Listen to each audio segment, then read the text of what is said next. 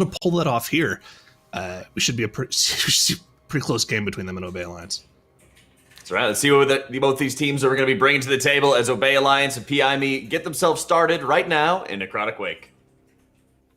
All right, so let's see what Obey Alliance can do in this dungeon. We've already seen PIME here. Unfortunately, they did have those mistakes with this snapping pull, as Jatnos was talking about earlier, but hopefully they cleaned up those mistakes and do a better job this time around, as both of them are gathering an insanely big pull and also pulling the boss on top of it.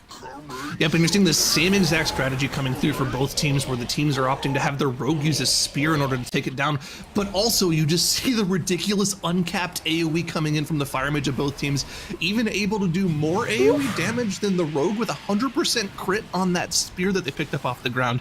Absolutely nuts output damage from both teams. But with that being said, all the trash is dead. All they have left to deal with is both the Prideful and the boss for both teams, and could be a little dangerous. It looks like actually it's not going well for PIME, as we kind of must have jinxed them. Talking about how strong those big pulls are for them, they're just not able to pull it off here. It's going to be a full team wipe for them. Yeah, that was actually a full team wipe as Dr. J went down, and Dr. J is the one with the most damage with that combustion. Also, PI is on Dr. J. It's literally just the mage trying to AoE everything down, so the rest can just deal with the boss. But Dr. J going down, huge disaster for PIME, as they didn't have a fast rest. They need to use that engineering rest to get him back up, because they don't have a class that can rest faster than that, and they just didn't manage to do it. Clicks went down right afterwards, and then Mini followed. So they had to just do a full reset on the boss. They're gonna have to do it a lot slower this time around, without having those spears, without having Bloodlust, without having those big cooldowns anymore. So huge disaster already here at the start for PIME, while Obey Alliance on the other side, 30% trash, first boss dead, and 0 deaths. So perfect play for them so far. Nice mount specials coming in from Obey Alliance as they go ahead and wait for their friend, their Kyrian friend, to unlock that golem for them. Looks like one of them didn't pick up an orb, but as long as they have 4 of them, it should be fine. There we go. Shape actually using the Ultra Time to go back and pick it up. All of them have that Kyrian orb now as they go into this kind of medium-sized pull, pulling the 3-pack plus the blight bags on top of this Necromancer. They are using the silence from their DH to make sure none of those casts get off while they burst it down with that damage. Shouldn't be too big an issue for them. However, over on the side of PIME, more trouble now as Rentari's dropping down to 3% HP. No new deaths on the board for them yet, but they're just trying to clear up some of this trash before they get back to the boss. And as I say that, clicks also goes down for them. No battle res coming out. I think this might really be your fault, Zyro. It's the second time you say everything's fine, and then and then something goes wrong. We're not starting that already. No caster cursing at all. But clicks fortunately could just release as they were right at the entrance, so didn't have to use any sort of battle resist there, and they also managed to finish off that pull, so didn't cost them too much compared to that first wipe that they had, of course, as they're now re-engaging the first boss. Well, Obey Alliance, 41% trash. Now they actually dealt with this Pride mob.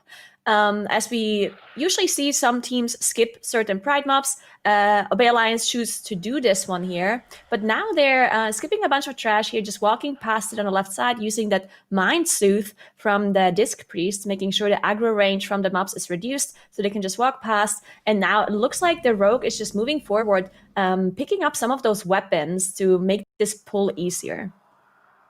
Right, they have that spear on the mage, who can also get a 200% crit with combustion, and then they also have the anima orb on the rogue, who will have 100% crit with mantle of the master assassin. So using those 2 items will pretty much do all the damage they need on this trash pack. You see the combustion is popped for the mage. Don't see him using that spear just yet, though. I'm sure we'll see it if it spikes up on the damage meter. But you have to be careful here. This Prideful is going to spawn, but the entire trash pack is dead, so it doesn't even matter. They'll just single target down with that sorcerer and make sure they get the interrupts. This dungeon is actually such a high octane dungeon. They pretty much do all of the in the first 3 big pulls of the dungeon, and then right after that, everything slams on the brakes instantly as you're forced to do kind of the RP trash stuff right before the third boss, Surgeon Stitch Flesh. So really getting through these first 3 major pulls is going to be the main thing that speeds up your dungeon. And so far, Team Obey Alliance, or previously Ethical, is doing a fantastic job of just executing these pulls perfectly.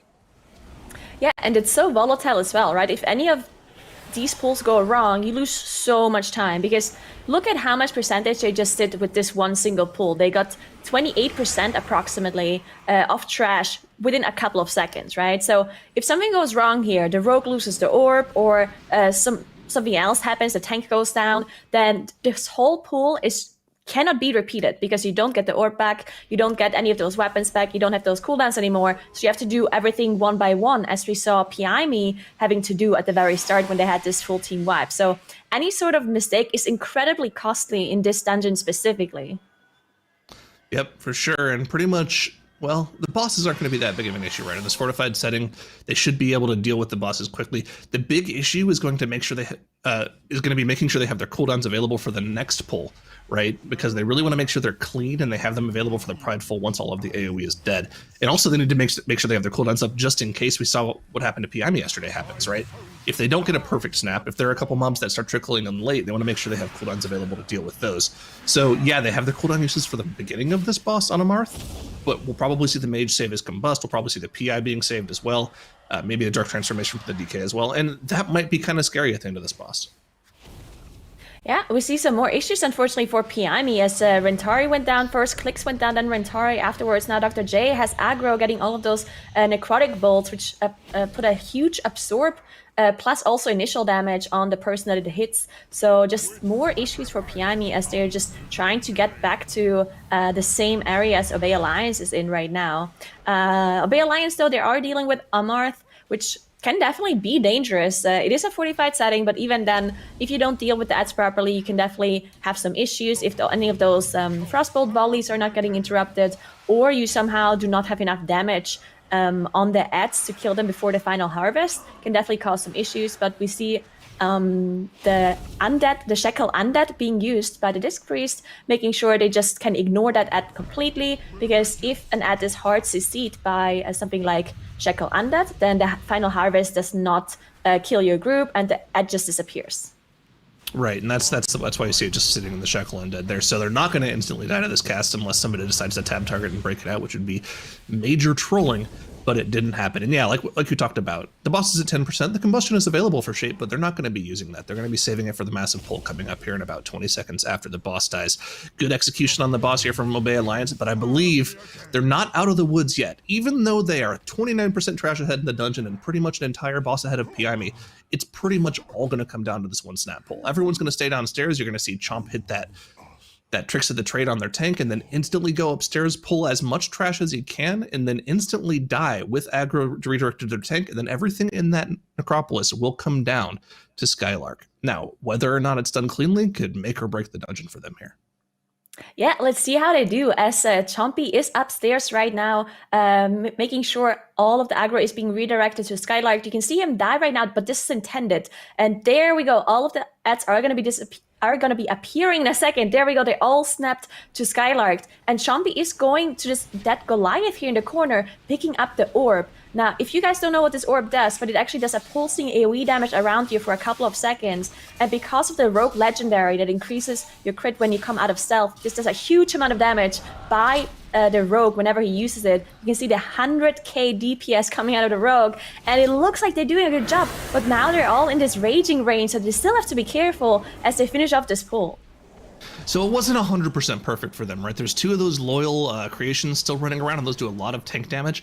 So whenever you pull off a snap like this, there's actually about like a 5 or 6 second period where everything evades damage for the entire duration, and you can't do anything to them.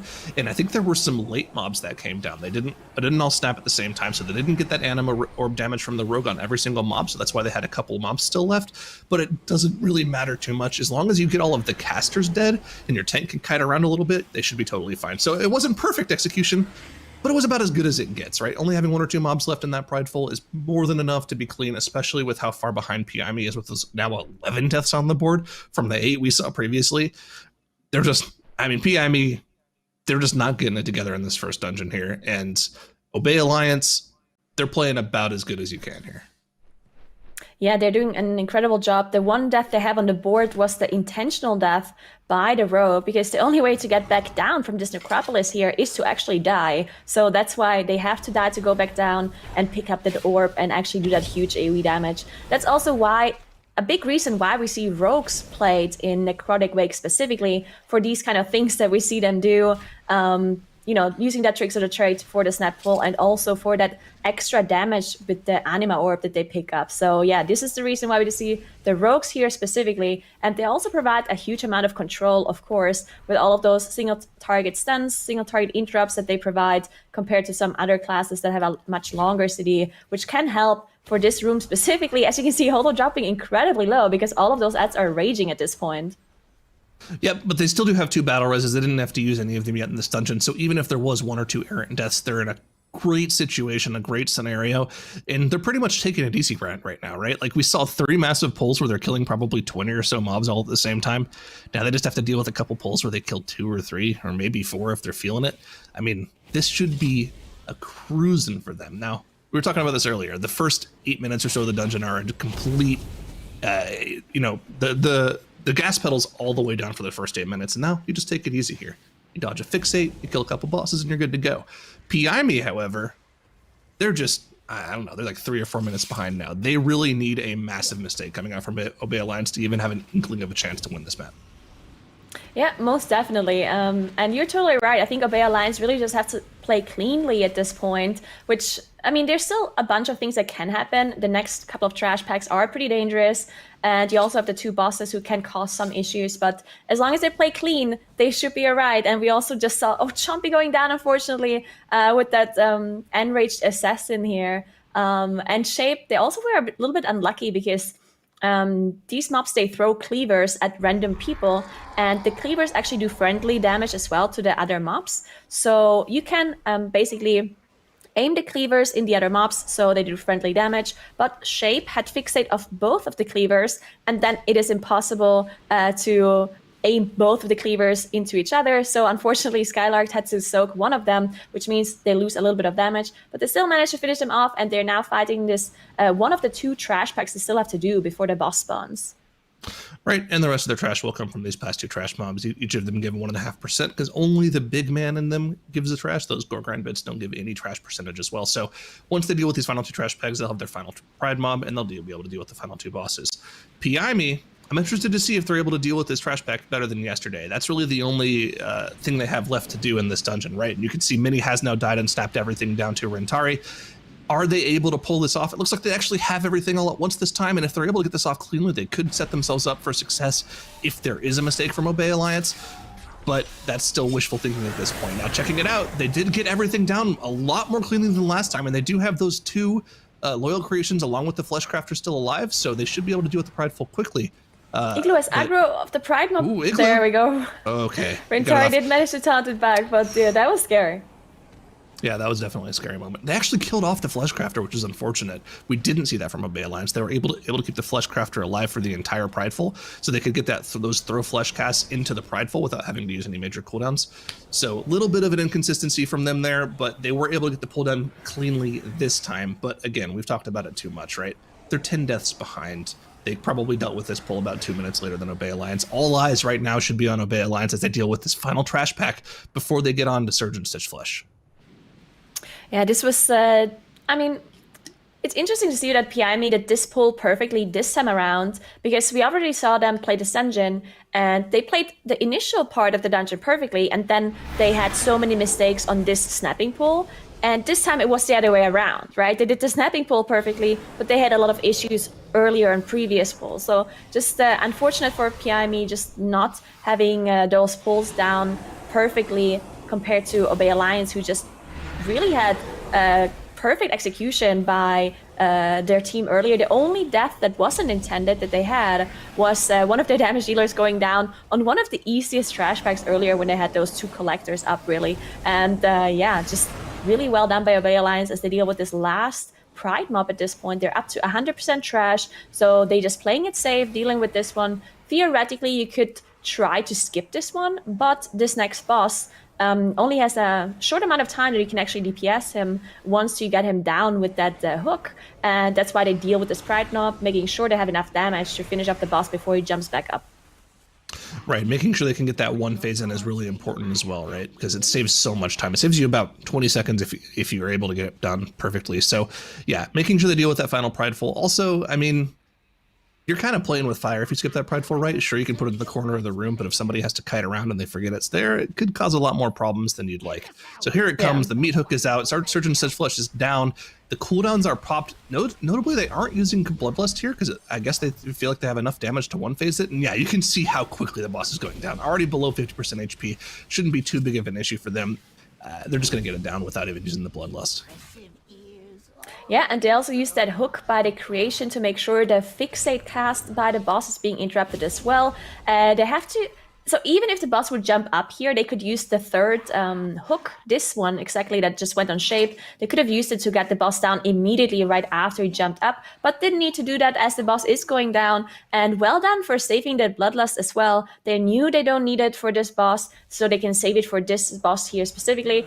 And this boss can last a pretty long time because of the exile ability, where one person or one damage dealer rather is getting sent to this other side, and they have to walk through a hallway and just finish up a mob at the end, which just means you're losing a lot of damage on the boss because it takes quite a while to do that. Now, I know that you can hard immunity the Dark Exile cast, right? If it goes on the mage, they can ice block it and it won't send them down. Can you do that with Cloak of Shadows or AMS too, or do those two not work? I know that AMS doesn't work, but I'm not sure about Cloak. It's possible that it does. I know AMS definitely doesn't, though. Oh, he blocked late. Was that, yeah? He blocked late. He just completely did it way too late. That's really unfortunate. So, yeah, Shape will be going down. That's going to delay their Bloodlust timer as well, because I'm pretty sure they were waiting for the Dark Exile cast to hit that Bloodlust. So, yeah, they're going to be Bloodlusting once the Mage comes back up for them. Just a little small inconsistency there from Obey Alliance, but it's not going to be enough to lose them this match unless Shape somehow manages to completely fumble downstairs, which would be a little bit embarrassing. But I don't think it's going to happen for them. I think...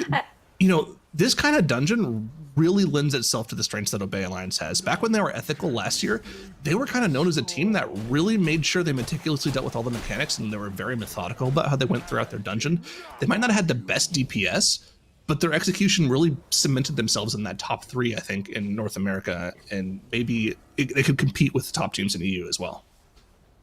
Yeah, I definitely agree. And I mean, if they're just going to continue the play that they're showing in this Necrotic Wake, then it's going to be incredibly hard for PIME to beat them in this series. As they're just pop their cooldowns here, making sure to get as much damage on the boss as possible. Now, unfortunately, their DK got sent down with the Exile. And I always wonder, maybe it is just better to use your Bloodlust at the very start, even if you don't have all of your offensive cooldowns available, because you used them on the boss before, just because you have all players there, I guess it's depending on which cooldowns you're waiting for, because some cooldowns scale incredibly well with Bloodlust, while others don't. But it just seems like if you're holding on to the Bloodlust, then you always just get it on 2 players, because one person is always going to be gone, which seems like a pretty big loss. But 40 is back now on his DK, using his cooldowns, doesn't have any Bloodlust anymore, but still should be able to pump up a lot of damage on the boss, and they should be able to finish it off. And yeah, what a run by Obey Alliance.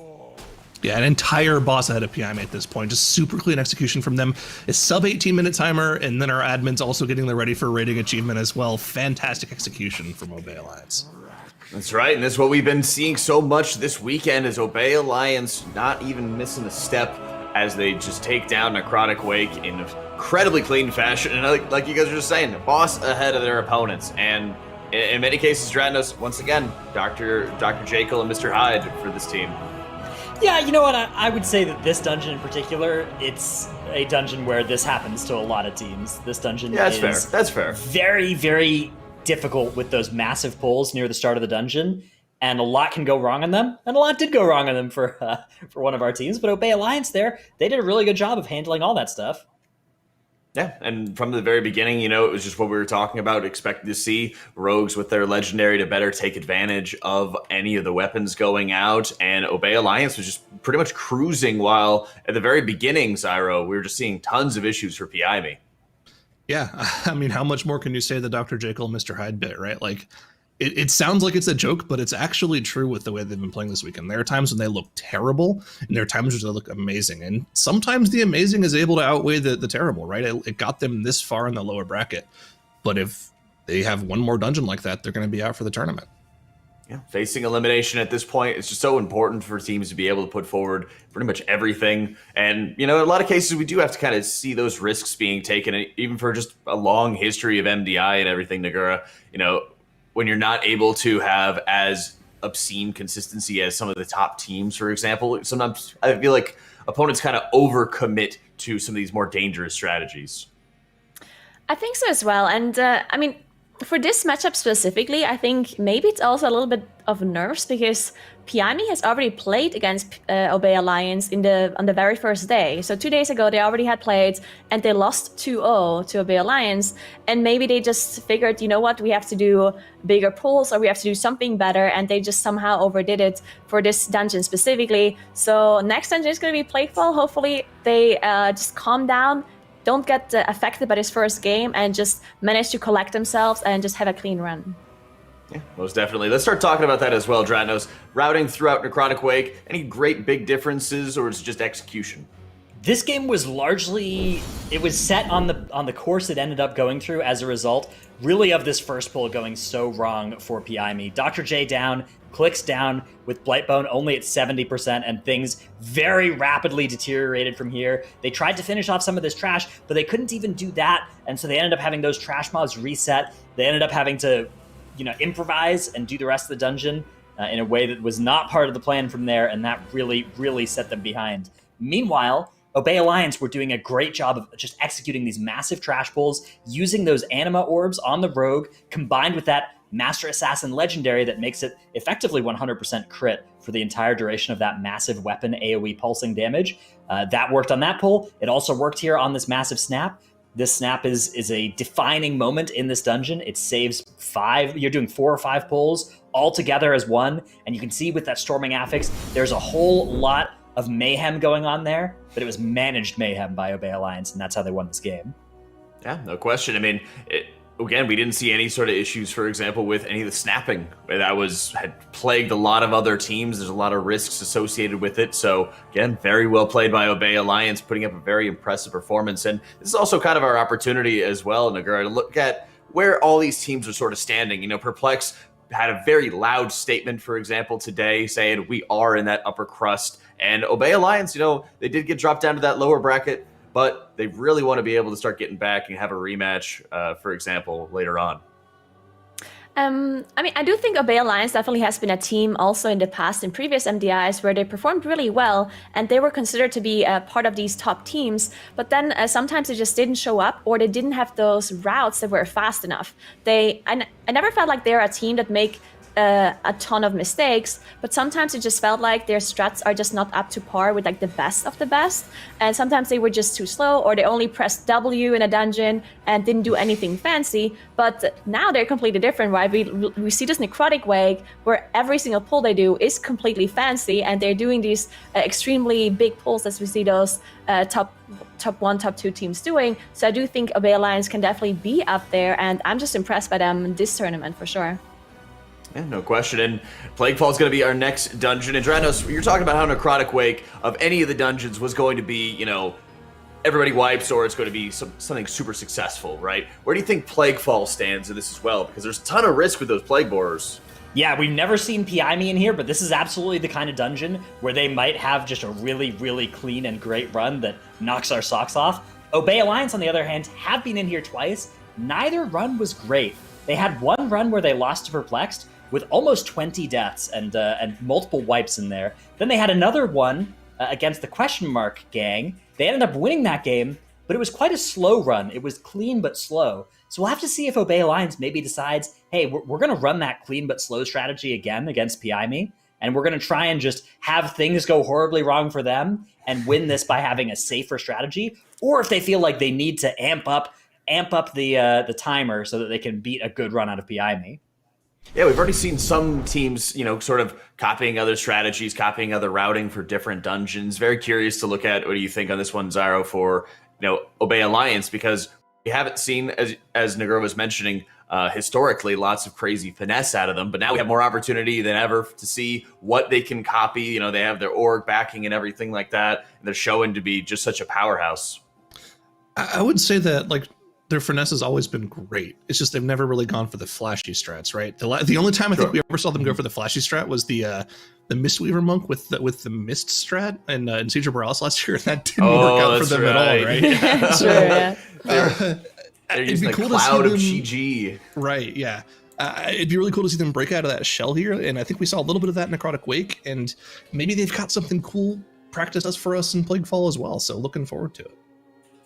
Yeah, let's dive right in. Let's get into it. Game number 2 coming up. All right, so I'm very interested to see this Plaguefall just because this dungeon can be also extremely volatile, just like the Necrotic Wake. We've seen so many teams have big wipes in this dungeon specifically, and also in this first pool that we're gonna see, it's gonna be incredibly big, and we have Raging again, so if you don't have enough damage to finish off this pool at the end, it's gonna cause issues, and also explosive as well, spawning everywhere. Yeah, and of course that puts a lot of stress on your healers, right? Because usually in these groups nowadays, especially with the change to explosives only having about 100 HP, that's a healer mechanic now. Your healer has to smite those so that your damage dealers could do the AoE damage. And looking at both teams, are doing a great job so far, but we have a death on the side of Piami as Mini goes down. The battle res not being used, he did release because the trash pack is almost dead, but that just costs them a little bit of time on the board as they're unable to deal with the entire trash pack. That being said, it looks like they went for a slightly bigger pull than Obey Alliance, so even though they have the death on the board, the Prideful has already spawned for them, whereas Obey Alliance has to go for that extra trash pack. So they still are going to lose a little bit of time here, because I think what just happened was Mini released, and now they need to deal with this Pride, because Mini wasn't there, so they couldn't skip it, right? Because then Mini wouldn't have had a way to run through. So they had to attack this Pride, had to wait for Mini to be back, and now they just decide to finish it off instead of skipping it. I'm pretty sure the plan was to skip it, but because of this death, they're unable to do so, and they have to deal with it now. While Obey Alliance on the other side, they are now skipping their Pride, and they are skipping it because they didn't have any of those issues. So slight difference in strategies, Piami having a bigger pull, but because of the issues, they have to basically waste their time dealing with the Pride, while Obey Alliance is skipping it. So now we're going to see a boss pull, I believe, and we're just going to see some Plague Borers being taunted here by Skylarked, so they get the extra damage on the boss. Yeah, but I wouldn't be surprised to see something similar coming out from PIME as well. They haven't pulled the Plague Borers just yet, though, so a little bit interesting to see that they haven't gone for that yet. And of course, the 10 can't really go and get them, because if he goes too far, they'll reset the boss. So it's going to be Dr. J who goes and starts pulling the Plague Borers, and they'll have to grab aggro on those during the boss. Very scary for Dr. J to do this. Look how low his HP. The Cauterize is also popped from that dot from the knockback the boss does as well. So yeah, a bit of a scary moment for them there. Interesting to see that he didn't use the alter time. Maybe that was the plan, but he just didn't have it ready because he had to use it before. I'm not sure, but alter time would seem like something that would be really nice to pull those up. But either way, Obey Alliance is also fighting the boss now. Both of them very similar in percentage, right? So well done by both. Oh no, the boss reset. Yes, Piami unfortunately had the boss reset. So this is the risk when you pull the boss there, right? This is not the boss room. They are outside of the boss room. The reason why they're here is because they want to skip the whole boss area with the slimes. They don't want to deal with them. And they have an easier time to seeing the morsels as well, as they just come into the same direction here. But you have the risk of the boss resetting if you pull them too far away. And I think that's exactly what happened for Piami. They just misstepped a little too far, and the boss reset, unfortunately. And this is the worst case scenario too, because both of the Plague Borers were already used. They aren't going to have that extra damage to help finish the boss off. They no longer have the Bloodlust either, and they also just don't have the Prideful buff that they had last time around. So they just use all of their resources, including the Army of the Dead on their DK, and they're still in this tiny corner of the room. They're going to have to find out a way to deal with those two slimy smorgasbords, because they only have the one Paralyze, right? I think you have to kill it in the Paralyze plus the Misery Sigil from the tank. Otherwise, they're going to reach the boss. Yeah, this is going to be incredibly dangerous for Piami to even finish off this boss. They already lost so much time at this point.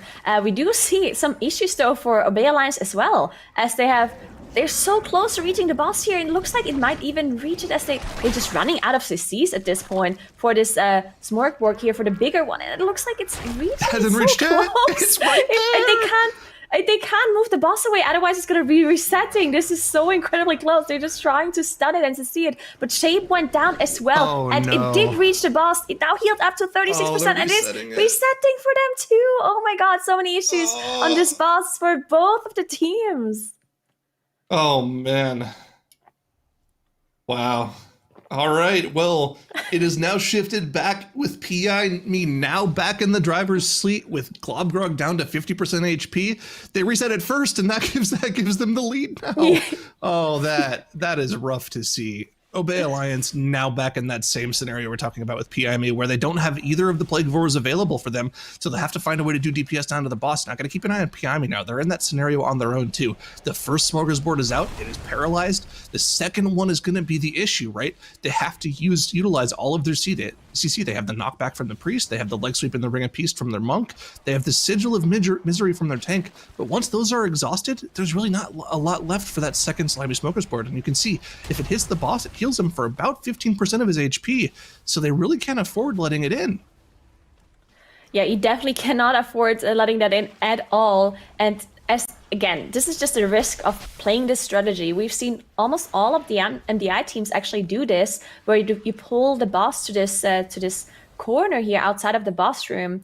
But you just have so little room to play the boss here at this point. The tank cannot get knocked further away from the platform, otherwise the boss resets. I think that's what happened for PIME. And then Obey Alliance just had to either choose to drag the boss away or have the boss heal. And they decided to do both a little, and it ended up resetting the boss, and he also healed before that. But finally, PIME did manage to finish off the boss. Now they are going to be moving on, and at this point, they must know that Obey Alliance also had their boss reset, so that means that they're back in the lead. They are the ones who are ahead at this point, as Obey Alliance is going back, trying this boss for a second time.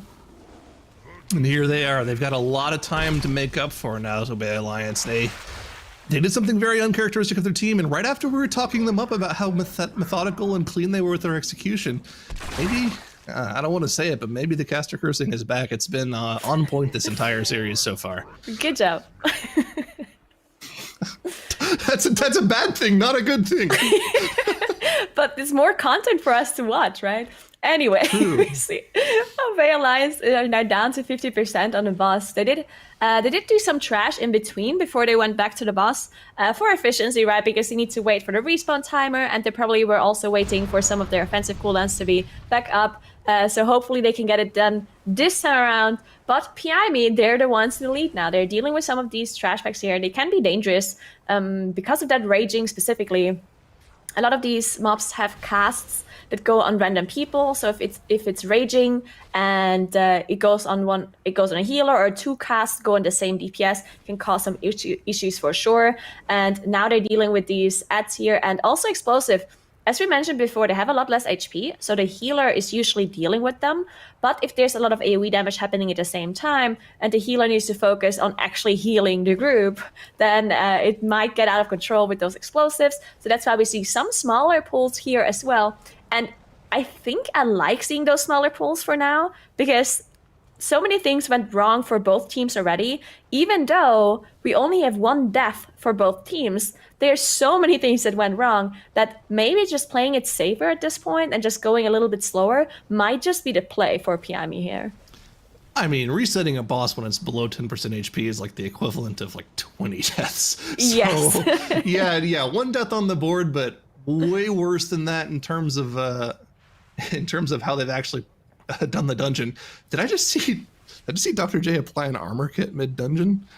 Man, that's what the 2-minute timer before the dungeon is. The admins will ask you a ready check like 3 times before you start. You should make sure your buffs are good before then, man.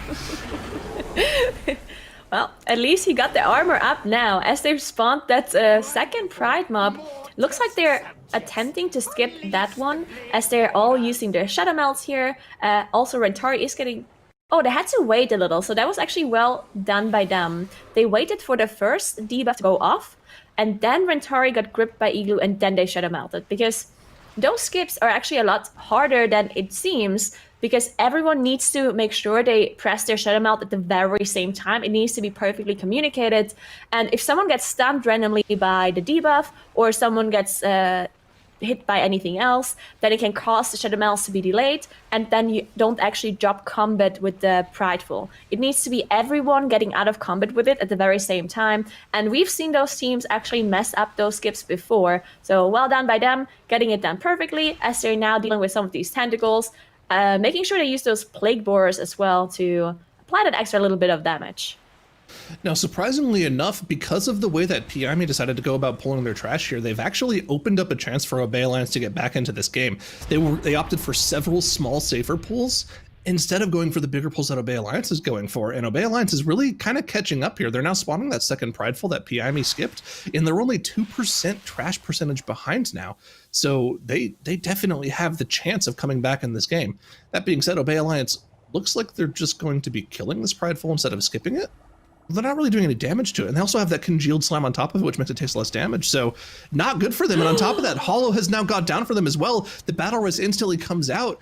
It looks like they're now finally trying to skip it, but it's got to be already at 20 stacks. There's no way they're going to be trying to DPS this down, right? Okay, so I think this was just a mistake with their damage because they probably needed to kill all of the trash for their route. But then they killed one mob too early and they spawned the Pride, and then they couldn't skip it because they had to finish off this mob that they needed for their trash percentage. And then Holo got killed by actually getting hit by a debuff by someone else, and now he's completely tapped on mana. He's completely He's trying to keep everyone alive, but he doesn't have any mana as he goes down at this point. And 40 going down as well. They might be able to finish this off, but maybe not, as they're just so low. They're all dying, and the Pride mob is not dying either, as they have Plague Borer now to help them out. There we go, they did it, and Chumpy thankfully is alive, so he can out of combat rest the healer. Thank God. Did he release instantly? No. I feel like he released instantly. There's no he Oh, died. he actually did release. Yeah, okay, you're right. He so died and then instantly yeah, came that up was at actually a 80% mistake by HP. Chumpy. Yeah, no, I mean, where was your aura that says "Do not release" on the middle of your screen? I feel like every raider has that. Yes, he definitely should get that one. Yeah, that's actually really bad. Yeah, I mean, not the greatest execution from there. That being said, while that was going on, PIME has easily dealt with all of the trash in this room and now are gearing up to move on to the second boss of the dungeon, Dr. Ickis. They have their Prideful buff ready. They have their 25% haste buff down on the ground. They're going to be pulling the boss here shortly, and I wonder if they're going to be pulling off that strat that we saw from Perplexed earlier in the weekend, where they opt to just completely ignore both bombs, opting to go for an AMZ plus a Disc Priest bubble to completely ignore the damage from that first bomb, and then just burning the boss with the second one. If I would take a guess, I would say PIME is definitely doing the nuke strategy, because PIME is always going for those risky strategies. Whenever we see another team do anything like that, then you can almost be certain that PIME is going to try to copy that as well. And it looks like they are doing exactly what you said. They are ignoring this Plague Bomb completely. They're just trying to see the slime, but it actually is failing, and they're baiting the boss next to the slime as well. This is actually not being very well handled by them right now. And now they're gripping it in.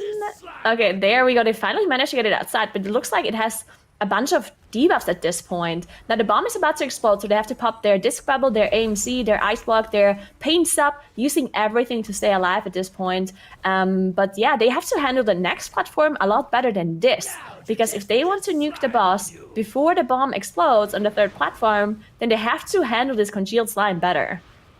Well, they don't have their combustion available for her, right? No, they do. They have the combustion available. They also have the dark transformation for the Army of the Dead up, but they don't, because their DK is now dead, so they're going to have to get the battle res. You can see Clicks channeling the disposable engineering res on top of him now. And yeah, the little unfortunate that they had to use that battle res there, but now that he's back alive, they should be easily able to just go ahead and burn through this boss with all of their cooldowns available. They have literally every single one of them available here. Shouldn't be too big of an issue. Yep, they are using everything. Now, as Jumpy goes down for Obey Alliance, so many issues on their side as well, but PIME popping all of their cooldowns here, making sure they have enough damage to finish off Ickis, and this time they did deal with the slime properly. They got it out with that Shining Force, and then making sure to just get the chains onto the slime as well. And yeah, it looks like they have enough damage. The bomb is not even close to exploding at this point, so yeah, definitely very safe by PIME, as Obey Alliance just having more and more issues. I think we need to stop trying to put identities on these teams after 2 days, because every single time that we try to do it, they just throw us for a loop. Try to say Obey Alliance is a nice, clean, methodical team, and then they have a dungeon where they have 7 deaths, with 4 of them being on Prideful mobs. I mean, what can you do, right? Yeah, I think this dungeon specifically already had caused issues for them previously, where they had this like full team wipe on the first pool, and this time around they managed to do the first pool properly, but they just, I think this the issues with the first boss must also be so demotivating, right? Looks like you're ahead compared to Piami because they reset the boss, and then all of a sudden the same thing happens to you. They just ran out of damage at the end. They just can't deal with this, with the ad anymore, can't succeed anymore. It ends up healing the boss, and you reset the boss as well. Like, that must be incredibly demotivating. But I mean, they are a veteran team. They have been competing a lot of times before, so they should be able to keep their cool and manage to stay in the game. So that is really not something that should affect them too much, even though it is hard, of course, to just stay motivated after something like that happens to you.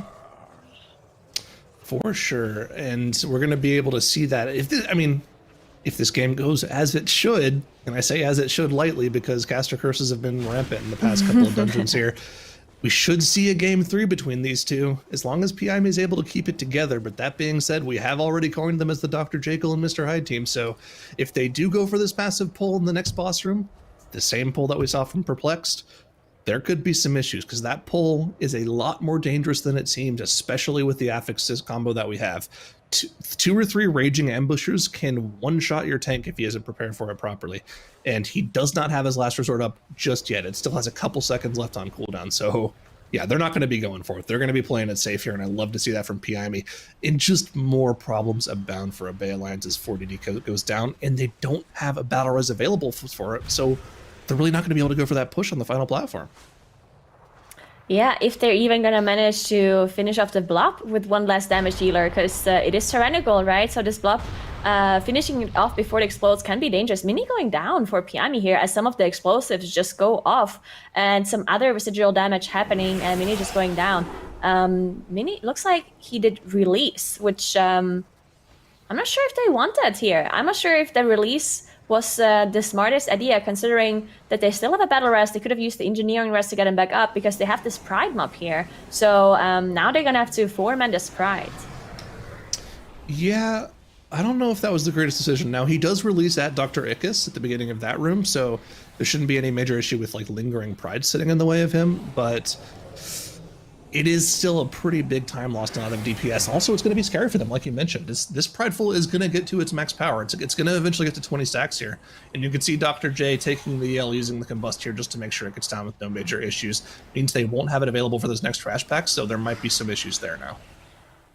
Yeah, so Mini did make it back to the team, and they're now...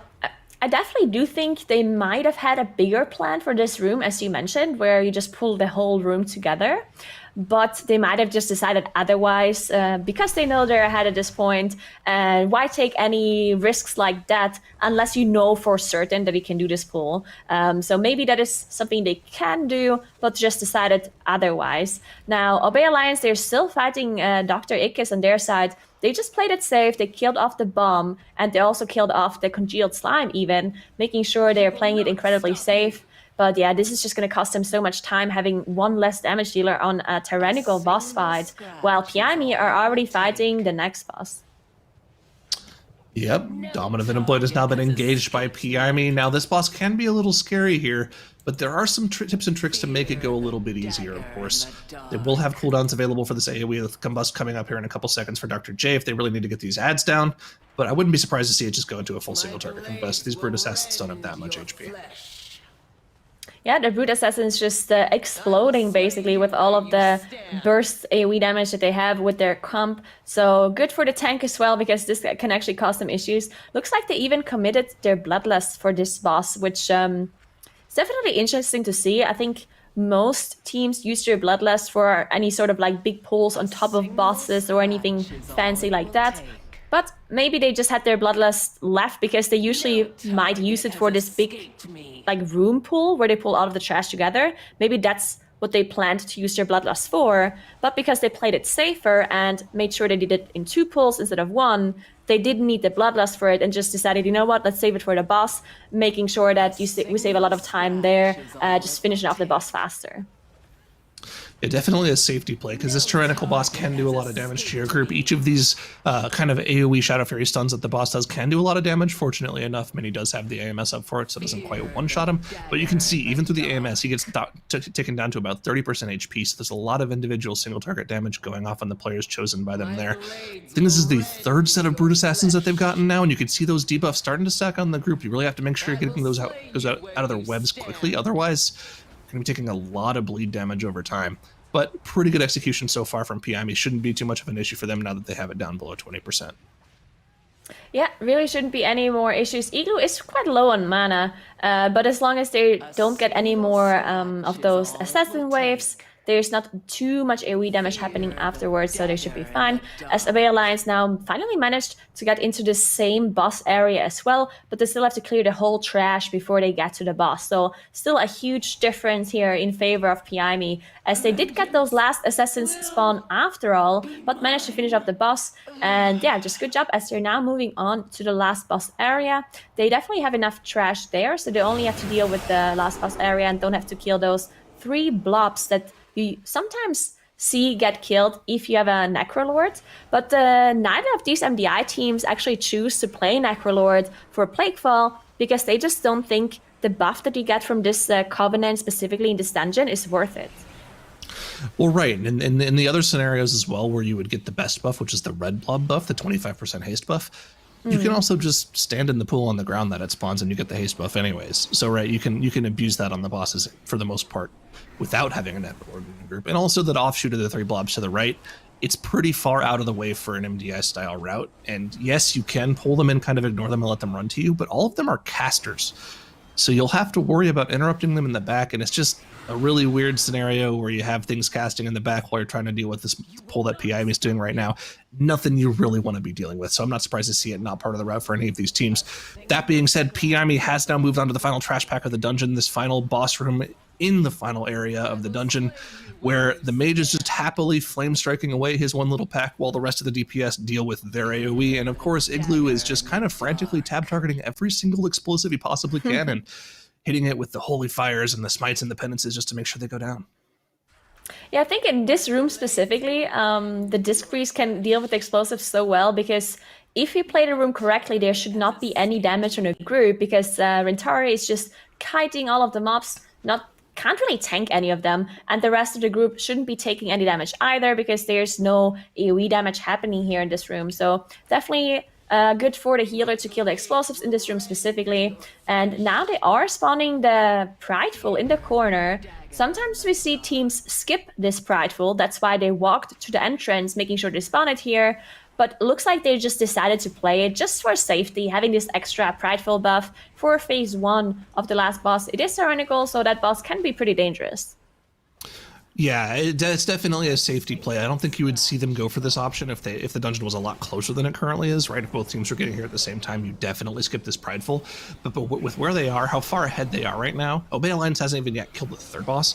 It's just a huge safety play from PIME. Now and part of the reasoning is we have seen other teams opt to not use this Prideful on the first pull of the boss, and sometimes you'll get the second Infectious Rain in the first phase, which is kind of dangerous for your heal to deal with, right? So yeah, just going for the safety play and making sure you don't have to overcommit cooldowns to this first phase makes a lot of sense. Yeah, and I just saw that Mini actually is playing Necrolord for PIME compared to Obey Alliance, DK actually playing Venthyr, if I remember correctly. So interesting to see that they choose the Necrolord after all, but that still didn't go to those blobs on the right side of this room. As you mentioned, just not worth it for them to go over there. The buff is just not good enough for them to even attempt to get there. It's just more of a time loss than what you gain from the buff if you use this Necrolord buff. So there we are. They are in the first intermission phase at this point, dealing with those Plaguebound Devoted, which sometimes you could just like completely ignore them. You could just root them or see them in any sort of way. Don't have to deal with those. But because it is explosive, you probably do want to deal with them. Otherwise, they might just be spawning explosives somewhere in a corner, and it might be hard for you to finish it off if there's many. So they just decide to finish them off and just get them to the boss and cleave them down. The Plaguebound Devoteds on this fight are actually so disgustingly dangerous. They're like the silent assassins. If you aren't able to deal with the Devoted before you get to the first Malignant spawn here for your tank, he could actually just go down to it. You can see that it's very close to getting to him, and if it actually does end up mailing him, you're going to see his health chunk. But fortunately, they're able to deal with it before he actually starts taking damage from it. So yeah, good execution on making sure you're dealing with the ads there from PI. Gotta make sure your tank doesn't get anywhere near those, especially like you can't move once the Malignant spawns a spawn, right? They have to soak that circle. So yeah, scary moment for the tank whenever that starts getting close to you. Yeah, definitely. But they did now proc that second intermission phase. They just still deal with that malignant spawn. That whenever phase 2 starts, it is actually movable. Of course, you can move it around, so you don't. So you can dodge the tentacles still that are happening here. The tentacle sequence that is random whenever an intermission phase starts. And now the last phase is going to start. The last phase is the most difficult one because not only do you have to fight the boss, plus the malignant spawn and the devoted that are going to keep spawning here, but you also have to dodge the tentacles that are also happening. As you can see, it spawn right now. That's why we usually see a lot of teams just saving all of their cooldowns for this last phase. And we do see Dr. J just not using his combustion. Maybe he's just saving it for next dungeon. There we go. There it is. Saving cooldowns for next dungeon, question mark?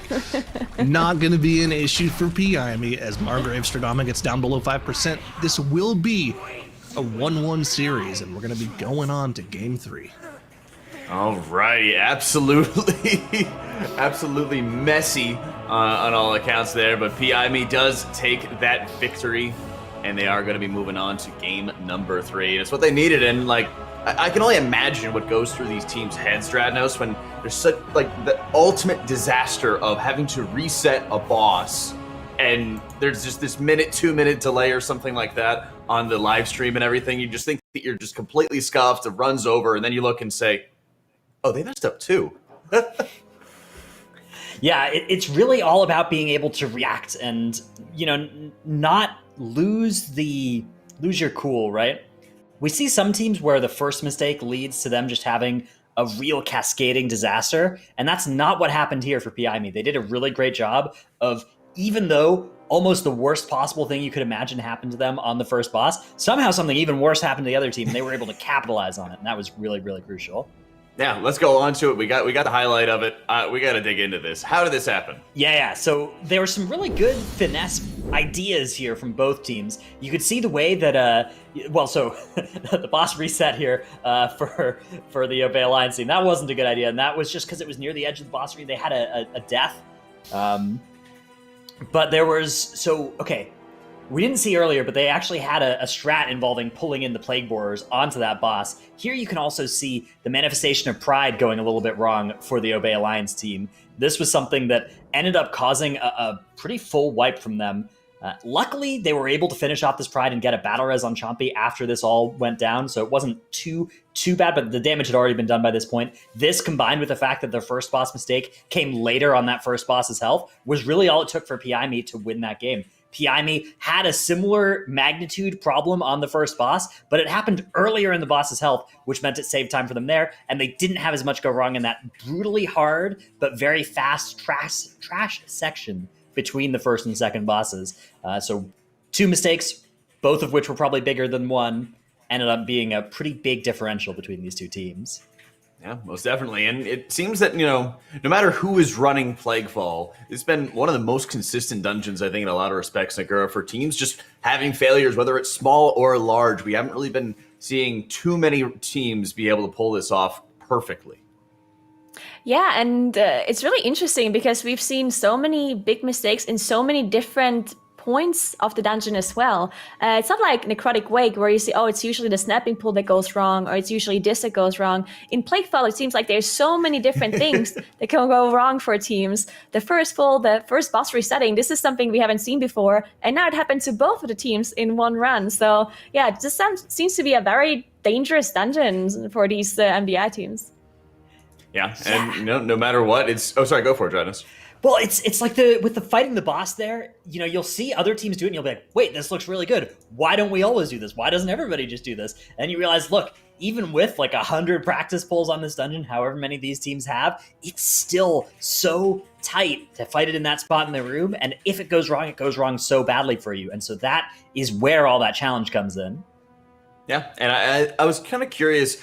I believe that we're following live servers as well when it comes to renown increases, right? So, in any of your experiences, are there extra soulbinds that'll come to the table in the next week, well, actually 2 weeks from now when we have next week's tournament coming up, Dratnos, that might be a little bit more damage to kind of eke these teams through in some of these areas?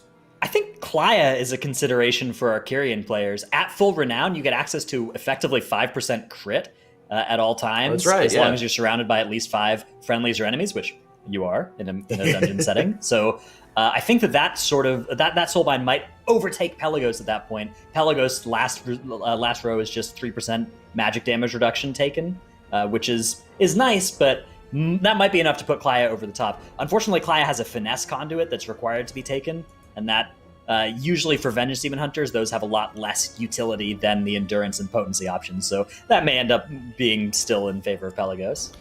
Also, for fire mages, not that they're already doing too much damage or anything, but they get access to Korain in a couple weeks as well, where they'll have access to, whenever they get access to the second potency conduit, which will give them just a little bit of extra burst damage on mobs that are above 75% HP. So look forward to fire mages doing even more damage in future weeks. Oh no. Well, that's very cool to see. I mean, we're kind of trying to follow the rest of live servers in that respect. Of course, a lot of these guys can choose whatever gear they like at their own disposal, but let's start talking about game number 3 coming up onto this one, Nagura. We're going to be going into Mists of Tir-Nasai, and Tyrannical inspiring. We've also been having Storming on top of it. The team, it really seems so much from the beginning, which team is going to be able to just one phase the boss, get as much damage into that vulnerability window for Inga Malak. Yeah, this is going to be so interesting because this is actually a rematch. They had already played this dungeon specifically in their previous series that they played against each other, and Obey Alliance won that one because they were one facing the boss, and they had this very interesting strategy where they got the first Pride mob to very low HP, then they shadow melted off the aggro because the Pride mobs, they don't regain their health if you wipe or you reset them. So they were engaging the boss afterwards, and when they had the perfect timing, so right before they managed to nuke the boss, they just brought the Pride mob back in, finished it off, and they got the full Pride buff on the boss. But then later on, we saw other strategies where they didn't even need to do that at all to one-phase it. So interesting to see if any of those teams actually adapted their strategy for this first boss and get that one phase done properly.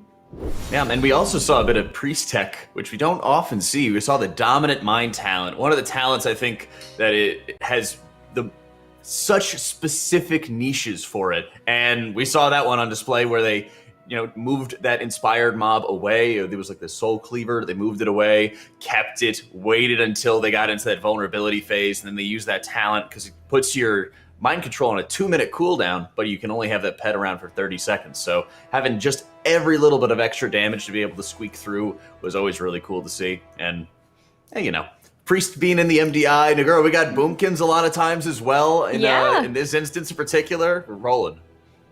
I think this strategy that you mentioned, I think this must be the best strategy out of all of the strategies we've seen so far on this boss specifically. So I would really like to see the same thing happening here for Obey Alliance and Piami. I really hope they adapted their strategy to this one specifically because I like it so much and I think it's the fastest for sure. No question. Let's see what these teams have in store. Obey Alliance, Piami, both facing elimination right now. Both looking to move on and face up against Echo in the lower finals. Let's get it going right now in Mists of Tir-Nasai. All right, so let's see what kind of comps they're running. And it looks like Piami did adjust their lineup as well. The last time they were playing Windwalker, Mage, and Hunter. They were not playing this Moonkin, but it looks like they actually adjusted their setup and they're now running that Moonkin as well. But they actually replaced their Windwalker, it looks like. So they're running a triple range setup now. Triple range setup. I wonder what that's got to be for the storming, right? I mean, that makes the most sense to me. DK definitely does have issue with that storming, as you can see the tank and the DK just getting knocked around like pinballs. But yeah, every single time we've seen the DK versus Hunter matchup, I think the DK has just won out purely because of the extra single target damage it can pump out on these tyrannical bosses. Yeah, Igloo going down, unfortunately, here for Piami on the very first pull. Looks like they just immediately... he just immediately released and he's now back. Thankfully, it was at the very end of the pool, so they didn't have to commit a battle rest. They didn't have to, lose anything else here. So good job to recover. Still 5 seconds on the board, of course, but not too much lost. As Obey Alliance still finishing off their pull. Looks like they did it a little bit slower compared to PIME. They're already moving on, even though they did have this one death. Yep, for sure. I'm interested to see, once we get an update on this MDI gear tool, whether or not the Priest is going to be running that Dominant Mind talent. It looks like it has updated for Team Obey Alliance, and he is not running that talent. Hollow is not running the Dominate Mind. Haven't updated for PIME yet, so I'm not sure if they're going to be running that as well, but it just seems like it's a strong strategy, right? If you're able to mind control that Soul Cleaver, it'll put a 20% damage taken debuff on top of the boss, which will increase with the 300% damage that the boss is already taking, so we'll be actually taking 360% increased damage, and which is why when we saw Team Question Mark pull that off yesterday, the boss actually just died inside the damage app versus it getting down to like a low percentage. So if either of these teams were able to pull that off, that'd be really impressive to see them make that on-the-fly decision here. Yeah, and I mean, maybe Obey Alliance decided to stick to their strategy, which I think was also a really smart strat, right? The thing with the Shadow melting off the Pride at low HP. I think that's also a good strat, but I do think that one just costs you more time compared to just simply mind controlling that Soul Cleaver, which just seems to be much stronger and gives you more damage for this phase. So yeah, interesting to see what is faster, as both of them did now proc that Pride. We see both of them fighting it, and we also see the Soul Cleaver being CC'd for PIME very, very close to them. And this probably means that they will be doing this mind control strat, as they're just having it set there in that hard to see by the Hunter, making sure they're gonna get it closer to the boss later as soon as they need it. Yep, and of course they're not going for the full Obey Alliance strategy. They're just going to be pulling that manifestation in with the boss and cleaving it down here, which is totally fine if you're going for the full one phase, right? That Prideful buff lasts 60 seconds, and it's not going to take you too long to get through this boss on 18 Tyrannical. Droman probably has about 800,000 HP, so get through 600k with that with no cooldowns, and the Prideful buff should be totally fine. But I'm interested to see here that freezing trap is going to come off in about 10 seconds. Actually, it's just going to retrap it. They're going to have to break it right before the Dominate Mind here. Yeah, we see the Bloodlust being popped here now, but for PIME, as they're getting closer and closer to finishing off Droman to get that extra damage increase on Ingra. We still see this CC on that Soul Cleaver, so definitely going to use that once Droman is down. Well, on the other side, Obey Alliance just now engaged the boss, and they did use that Shadow Meld strategy that I've been talking about earlier. They're now pulling the Pride mob back in, and they're now going to be finishing it off to get the Pride buff later on. And now you're just gonna look at the damage that Clix is doing on that Moonkin. Just insane burst coming out of the Moonkin with the Celestial Alignment and the Convoke as well. The boss is just melting. It is on 4%, so they didn't get to completely kill the boss, but 2%, 1%, there we go. Just so fast with all of those cooldowns and that Soul Cleaver as well. Yep, and you can see that he is using the Dominate Mind talent because he was doing damage himself, and he had the mind control off there. So, yep, PIME has adopted that strategy here, and it's working out in droves for them. And they didn't quite kill the boss inside the damage amp, but here it comes for Obey Alliance. Now they are now killing the boss. Notably, they don't have that Soul Cleaver there. How low can they get it? They get it down to about the same amount, 6% on the board. And that's just going to be the difference between the DK and the Hunter there. The DK pumping out a lot more damage on this boss than the Hunter was able to. Obey Alliance still behind, but definitely able to close the gap a little bit with that play there. Yeah, definitely. But it just goes to show that the strategy that Obey Alliance are doing with their Pride mobs just takes a little while longer to set up, right? I think they did have the same amount of damage on the boss. It was actually very similar because, as you mentioned, you just have the DK, which does a little bit more damage compared to the Hunter for this burst phase there. But because it took them a little bit longer to set it up with, having to Shadow Melt off the aggro and so on, they were still slightly behind compared to PIME, but it's incredibly close, as PIME is just now in that second room in that maze, while Obey Alliance is still dealing with that first trash pack before they enter the maze. Right, it's important to mention as well that it is on rails now. We have the exact same route the entire dungeon, so we're going to be able to see a very easy comparison between the two teams right now. Obey Alliance is just going to be one trash pack behind unless they're able to come up with a bunch of extra damage here over PIME. So yeah, PIME, very solid lead right now. Yeah, definitely. These trash groups, they can be decently dangerous. I think the main issue is inspired.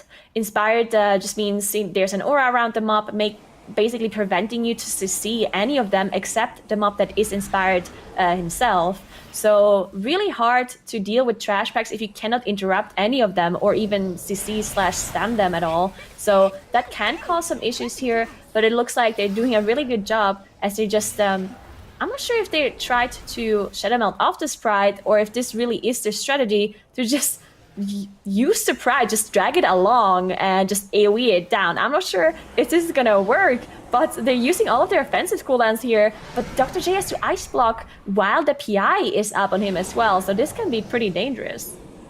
Yeah, it's definitely a more dangerous way to do the pull, but it makes total sense, actually. Like, if you can just cleave it down with a pack like they're doing right now and live through it, yeah, it's totally fine. Yeah, you use your Ice Block, yeah, you use your personals, but where else are you going to use them in this section of the dungeon? This trash isn't necessarily that dangerous, right? As long as you're able to interrupt or stop the bites going off, you should be totally fine. And I think this is something that I'm not too surprised to see them pull off, because there is a little bit of grace period in between where the Prideful spawns and when you're actually in combat with it, where you can just go through the mist and then drag it along. And now they have that 30% damage buff for the rest of the dungeon at pretty much no loss. Yeah, so I was actually wrong. The PI didn't go on Dr. J. It actually went on the Hunter with that True Shot being used by Mini. So didn't waste the PI after all with that Ice Block. So the Combustion just being saved for this pack here specifically. Dr. J didn't even use it at all on the previous pack. Just getting that PI on the Hunter, just destroying the pack and the Pride as well. They're doing it again. They're doing the exact same thing. The trash died. Yeah, they it looks like it. Portal. Yeah, this is how you know it was on purpose, because they're doing it multiple times in the dungeon, right? They're taking advantage of this. Otherwise, you would just be doing pure single target damage on this Gorge Gullet here, and why not cleave two mobs down? I mean, to be fair, they don't have the greatest 2-target damage, but when you have a Druid Convoke plus CA available, why not? Just cleave them down. Yeah, I mean, Celestial Alignment and Convoke is definitely very, very good on single target, also on 2 targets. Of course, it can be a little bit RNG onto which target your damage is really going, but it looks like it did choose the correct target as the Pride is going down, so they now have to deal with this Frog, only the mini-boss. One thing to note about this mace here specifically for the MDI is that all of these teams actually get the same mace. So they have the same mobs and the same mace for all of them, meaning all of them are going to get the same percentage and the same mace just for integrity of the tournament. There's not going to be any RNG involving that like there is in live servers. Excuse me, sorry. Yeah, right. That's exactly how it works. So you can actually see how big the gap is here as well, right? Obey Alliance opting not to pull this Prideful into the Gorge Cult like we saw from Piami. So instead of cleaving 2 targets down, they're going to go for 2 pure single target situations. Like, that's just actually generally worse. You know, doing 2 single target mobs instead of cleaving them down. Who'd have thought that was worse? And yeah, Piami is just going to open up a bigger lead now because of that. They're already on to Mistcaller, where Obey Alliance still has the Gorge Gullet and another trash pack to get through before they can even start this boss. Yeah, this is actually, this is really something that can speed up this maze. Now, this maze specifically, I was talking about this earlier where I was saying that in the MDI, it's actually going to be really hard for them to speed up the maze because the doors do not open until you finished off the trash, and you can also not go through the door if you're in combat. So usually it goes pretty slow, right? Because you have to go pack by pack by pack. But by doing things like what Piami is doing, where they just drag the Pride along, it's really speeding this up. And one thing to note as well is that they have to do this very good with the Pride timing as well, because the Pride mob, as soon as it spawns, a couple of seconds later, you get in combat with it. So you cannot open the door. So we saw them making sure they spawn the Pride by killing all of the mobs at the exact same time, and then spawning the Pride, and then they open the door before they get in combat with the Pride mobs. It actually requires really good timing, otherwise you won't be able to drag the Pride mob along with you because you're in combat and the door doesn't open.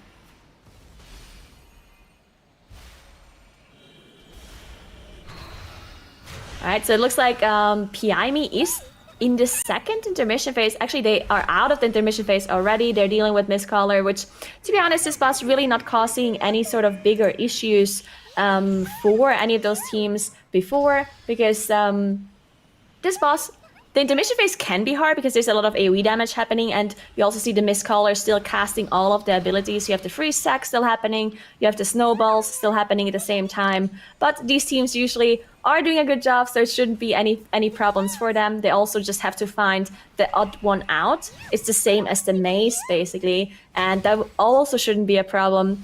I do really want to see one of the teams, though, going for the wrong one, because I just want to be entertained, so...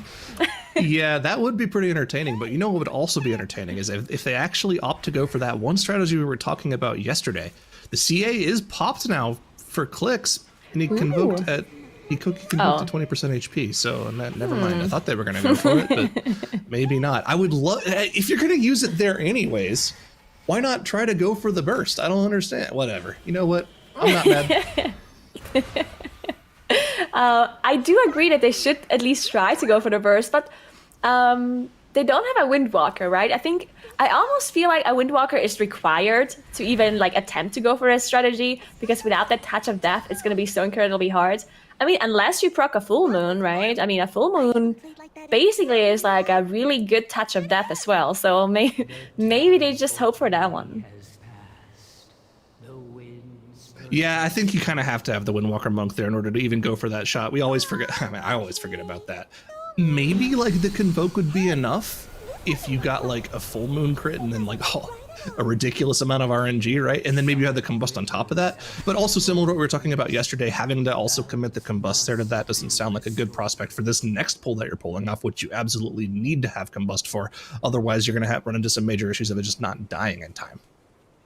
Yeah, definitely. Let's see how both of those teams are gearing up to do this pull. Now, Obey Alliance are actually in the very same spot at this point. But if you look at the trash, they're actually 13% trash behind. So they have to pull a lot more than what PIME has to pull. But they are at the same point. So if they somehow manage to do the same pulls just bigger without wasting any extra time, then Obey Alliance actually still has a chance of winning this. We were just talking about PIME this whole time because they were so much faster earlier on in the dungeon, but Obey Alliance definitely still has a chance to catch up if they're just doing some insane pulls, which is definitely possible considering they do have the Unholy DK, which allows you to do huge pulls on top of bosses as well.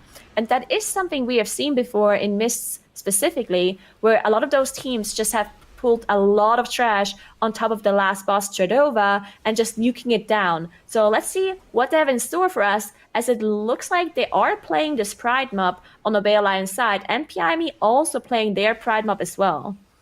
Well, the thing to look out here is the trash percentage as well, right? PIME, they're at 88% trash. They will be done with their trash with the final trash packs available before the boss, and I believe just one extra mob once the boss is about to die, because they don't want to spawn that 5th Prideful when they're about to go into the boss or during the boss.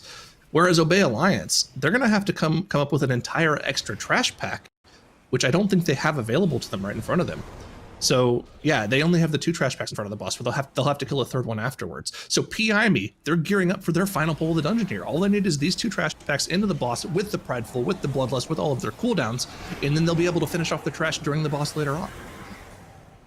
Yeah, this is really PIME at this point, as they're just now engaging Tredova. They're also, basically, they were just running through the trash, so they're pulling it on top. It's slowly gonna come into the boss at this point, as they also pop their Bloodlust as well. Obey Alliance doing the same thing. They're also running to Tredova as well, but as Syro mentioned, they're 10% trash behind, so they have to somehow pull more trash into the boss if they want to get up to that 100% that PIME is going to be at after this one. And we see how incredibly fast Tredova is dropping as well. This boss can be dangerous, but because he got nerfed so many times over the course of beta, basically, it should not be an issue for them, even though it is tyrannical, as long as they interrupt the parasites properly and they dodge the green swirlies on the ground, as you can see them spawn right there. It shouldn't be an issue. Mini dropping incredibly low, actually, as he was going outside, and it looks like Obey Alliance actually caught up on boss DPS here. Man, I know I'm going to sound like a boomer when I say this with the whole back in my day bit, but man, how exciting would it be to see these teams fight an unnerved version of Tredova? Back in early beta, these green swirls on the ground that you see right now from Obey Alliance, those didn't exist. You just had to remember where you moved the last time the boss did the ability, and you had to hope that your teammates weren't being stupid and blinking around whenever that ability came out. Otherwise, you'd just get hit by theirs. How crazy would this boss be on Tyrannical if that was the case? Fortunately for us, that's not going to happen. They do have this very easy mode version where you can just dodge the green swirls, but that'd be definitely pretty exciting. I would love that so much to have that version back, but it looks like Obey Alliance, they are definitely having more boss damage as it is lower, but look at the percentage, right? It's really just one extra mob that Piami has to finish off. The reason why they're doing this is because they actually just want to skip the very last Pride mob, but yeah, still need those 2% on their side. Paulo did go down for Obey Alliance there, but they had the battle res to back it up. That could have been pretty dangerous if it was going off during the consumption, but it was at a pretty safe time for them. That being said, it's just going to be too little too late for them unless they can come up with a way to kill an entire trash pack in the next 10 seconds or so, which they can't. This is going to be the end of the road for Obey Alliance in their first MDI Cup of the year. All Piami has to do is finish off Tredova, pull one singular trash mob, which you can see its health plate there, the Spine Maw Gorger. Once that dies, it's going to be game over. Look how fast they're killing it. They're killing it so fast. Actually, Are they pulling trash on top of it? Tredova is going down at this point. I mean, I don't think they can do 10% trash that fast. It's very unlikely. There we go. It looks like Piami is spawning the Pride as well, so they actually got the last percent trash that they need. So at this point, they just have to finish off the boss, and it really should go there. There we go. 10% still, though. 10%. I don't think Obey Alliance can finish all of that trash. We don't see it. Just how close? No, they're not even close, actually. Okay, no, definitely is going to go to Piami, but it was a lot closer than I actually thought initially. So yeah, good job, Piami. As they're finishing up the boss, there we go, and they're going to win the series against Obey Alliance. Wow. Thanks, Mini getting the snipe onto him. Congratulations to PI for taking the victory. They're going to be moving on throughout the bracket, and Obey Alliance, such a great competitor to this team. You know, we really started pushing PI to the limits and seeing how well they'd be able to stick with them. It's 2-second difference there, Grandos. That's it. Yeah, 1.94 seconds by our count. All that separated these two teams on their final Okay, timer. a lot closer than we thought. Wow. Really, really, really close game. Is that including the death from Mini there? The death from Mini doesn't count because the timer stopped before he died. Yeah, the boss died with projectiles in the air, and then Mini died, but the timer had already stopped. So yeah, if those 5 seconds had counted against them, that would have been the difference.